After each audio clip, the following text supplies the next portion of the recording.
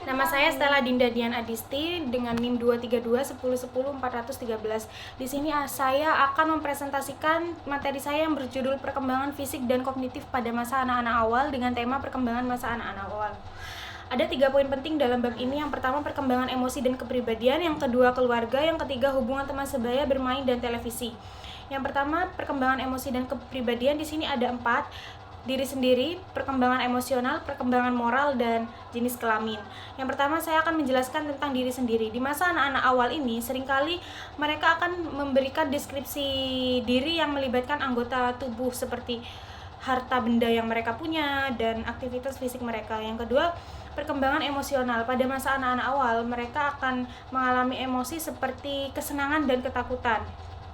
Yang ketiga adalah perkembangan moral. Perkembangan moral ini meliputi pikiran, perasaan, dan perilaku tentang aturan yang dilakukan orang ketika sedang berinteraksi dengan orang lain. Yang keempat adalah jenis kelamin. Peran gender atau jenis kelamin menentukan bagaimana perempuan dan laki-laki harus berpikir dan bertindak. Gender ini mengacu pada perolehan peran maskulin dan feminim. Yang kedua adalah keluarga. Keluarga ada parenting, penganiayaan anak, hubungan saudara kandung, dan urutan kelahiran. Yang keempat, keluarga yang merubah dalam masyarakat yang berubah. Yang pertama, parenting. Diana Baumriet berpendapat bahwa orang tua tidak boleh menghukum atau bersikap bodoh amat. Mereka harus memberikan peraturan untuk anak-anak mereka dan memberikan kasih sayang kepada anak-anak mereka. Diana juga menjelaskan 4 jenis gaya mengasuh anak. Yang pertama, gaya pengasuhan otoriter. Yang kedua, mengasuh anak dengan berwibawa. Yang ketiga, pola asuh yang lalai. Yang keempat, mengasuh anak dengan sabar. Yang B adalah penganiayaan anak. Jenis-jenis penganiayaan anak yang paling umum adalah: yang pertama, pelecehan fisik ditandai dengan timbulnya luka fisik sebagai karena pukulan, tendangan, cubitan, mungkin juga gigitan. Yang kedua adalah penelantaran anak. Ini ditandai dengan kegagalan dalam memenuhi kebutuhan anak, seperti orang tua tidak menyekolahkan anak dengan benar atau menelantarkan anak. Yang ketiga, pelecehan emosional ini mencakup tindakan atau emosi orang tua atau pengasuhan yang berlebihan kepada anak.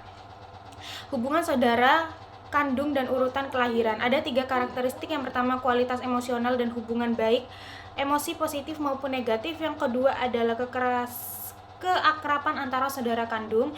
Yang ketiga, variasi hubungan saudara kandung. Keluarga yang berubah dalam masyarakat yang berubah adalah yang keempat. Baru-baru ini menggambarkan bagaimana orang tua membawa emosi mereka dari tempat kerja ke dalam rumah. Misal orang tua capek di tempat kerja, kemudian mereka pulang ke rumah membawa emosi sehingga mereka melampiaskan emosinya kepada anaknya. Yang keempat, teman sebaya, permainan, dan televisi. Yang pertama, saya akan bahas teman sebaya terlebih dahulu. Salah satu fungsi teman sebaya adalah memberi informasi tentang dunia di luar keluarga. Anak-anak menerima petunjuk tentang kemampuan mereka dari teman sebayanya. Mungkin jika dengan keluarga, anak-anak akan lebih sungkan. Jika dengan teman sebaya, mereka akan lebih luas. Seperti itu. Yang kedua, permainan. Bermain ini memberikan kontribusi penting terhadap perkembangan kognitif dan sosio-emosional pada anak. Bermain ini membantu anak-anak menguasai masalah karena ketegangan bisa diredakan dengan cara bermain. Yang ketiga adalah televisi. Televisi ini dapat memberikan pengaruh negatif pada anak dengan membuat anak itu menjadi pasif, mengalihkan perhatian mereka sehingga mereka akan fokus pada televisi. Kemudian ada sisi positifnya, yaitu menyajikan program pendidikan yang motivasi, meningkatkan informasi sehingga anak-anak ini lebih kreatif. Mungkin sekian saja presentasi dari saya, kurang lebihnya mohon maaf. Wassalamualaikum warahmatullahi wabarakatuh.